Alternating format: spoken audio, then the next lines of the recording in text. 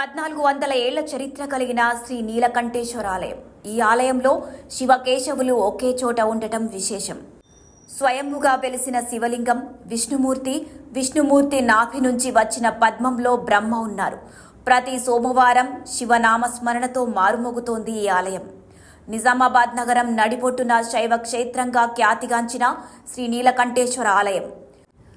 1400 ఏళ్ల చరిత్ర గల నీలకంఠేశ్వర ఆలయంలో స్వామివారు స్వయంభుగా వెలిశారని ఆలయ ప్రధాన అర్చకులు సుహాస్ శర్మ తెలిపారు. నిజామాబాద్ నగర ప్రజలు చేసుకున్నటువంటి పుణ్యఫలం ఈ దేవాలయం.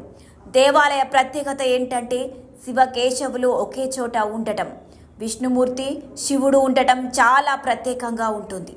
ఈ ఆలయాన్ని రాజుల కాలం నాడు నిర్మించారని చరిత్ర చెబుతోంది. శాతవాహన పులికేసి ఈ ఆలయాన్ని నిర్మించారు. కాకతీయుల కాలంలో శివాలయంగా మారిందని చరిత్ర చెబుతోంది. శ్రీ గురుభ్యో నమః. శ్రీమన్మహాగణాధిపతయే నమః.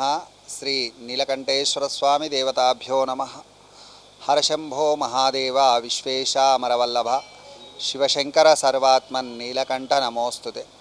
ఇందూరు నగరంలో ఈశాన్య భాగంలో స్వయంభుగా వెలిసినటువంటి స్వామి శ్రీ నీలకంఠేశ్వర స్వామి. కంఠమందు గరళమును దాల్చినటువంటి వాడు శివుడైతే నీలిమేఘఛాయ గలవాడకు శ్రీ మహావిష్ణువు.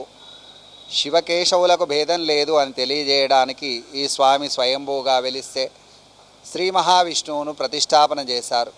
స్వామివారి నాభిలోంచి బ్రహ్మకమలంలో బ్రహ్మదేవుడు, పాదాల వద్ద లక్ష్మీదేవి, కడలి పాలసముద్రం పైన అనంతశేషుని సన్నిధానంలో స్వామివారు సేదతీరుతూ ఉంటారు శ్రీ నీలకంఠేశ్వర స్వామి ఆలయంలో.